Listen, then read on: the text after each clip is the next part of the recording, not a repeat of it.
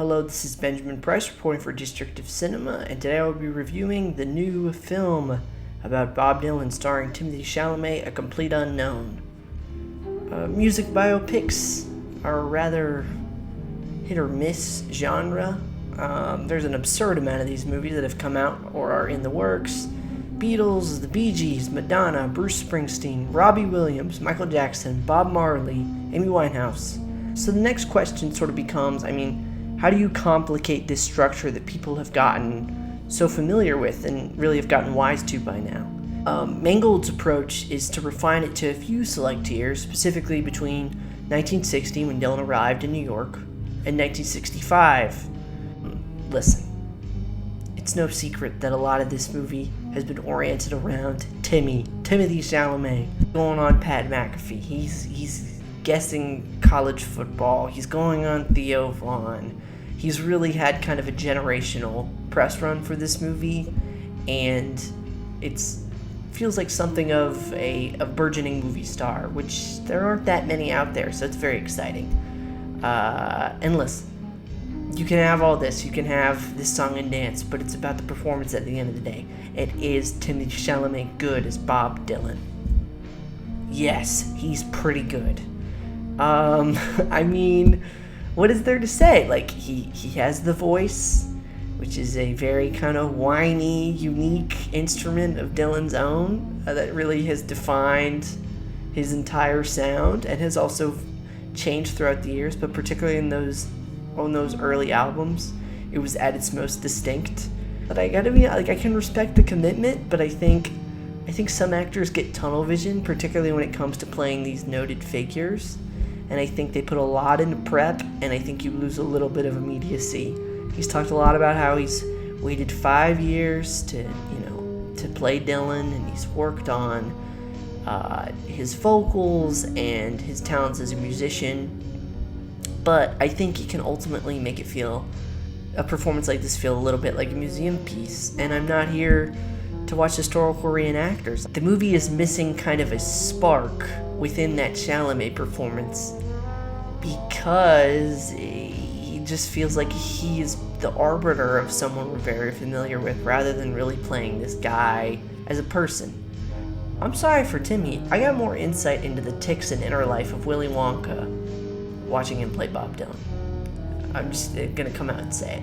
I will say, similar to Gladiator 2, this is a situation where you're positioning a young star at the forefront of a movie, and he kind of gets outshone by Edward Norton here to me. At the same way I thought Paul Mescal was good in Gladiator 2, but Denzel Washington really walks away with that movie. I think what Norton here is doing is a similar thing. It is he's got a doofy voice, but it's a little quieter, a little sadder. He feels like more of a human and less of an impression, I feel like. And another performance that I thought was really fun in this movie is Boyd Holbrook's in this for maybe 10 minutes as Johnny Cash. It really gives the movie some gas. I think it is also a compelling portrayal of a noted musical figure that feels just as keenly observed, but a little more alive and way more fun.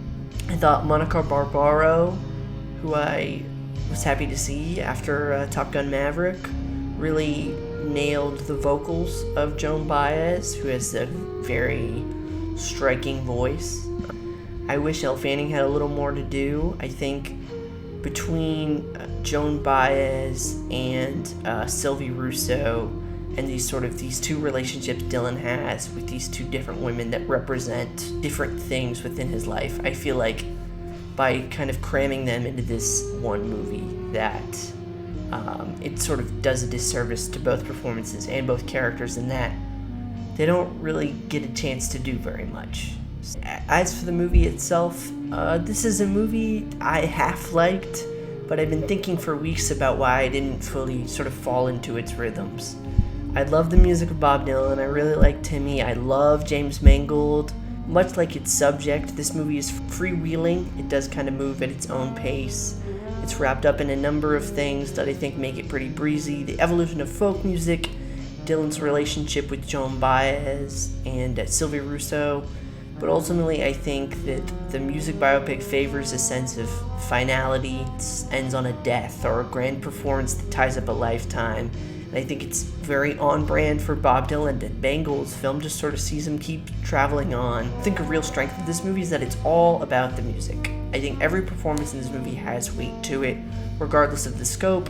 The climactic sort of Newport folk performance hits just as hard as Dylan playing with Pete Seeger and Jesse Moffat on Pete Seeger's broadcast show. We come to understand that it's not the crowds that mean anything to Dylan, it's the music. And I also thought, crucially, that Mangold plays it loud. This movie is really well mixed, but in those larger concert scenes, you really feel it. And I thought that was very effective and sort of exhilarating. This movie knows Dylan. Bob Dylan is to a certain degree unknowable. This movie even knows he's kind of an asshole. The movie's sentiments towards Dylan are best encapsulated by a scene right after Baez and Dylan have gotten together for the first time, and he just takes this uncalled for shot at her songwriting, and she calls him out on it.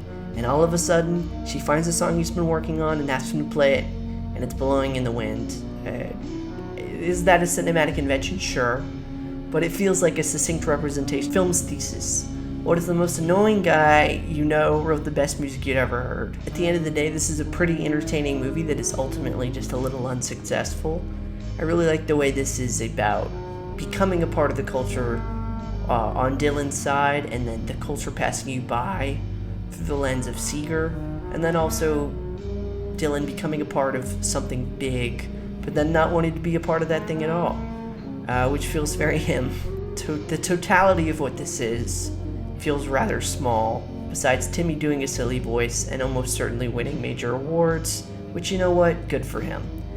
Everyone here is good in front of and behind the camera, but they're working in the service of someone great, and in particular, the great art they put out into the world, and that imbalance, I think, kind of kills the movie a little bit. At best, it's an ode to Dylan, or at least an invitation, but not much beyond that. So, it's out at Christmas. This is Ben, reporting for District of Cinema. Like and subscribe, and I'll see you in the next one. Bye.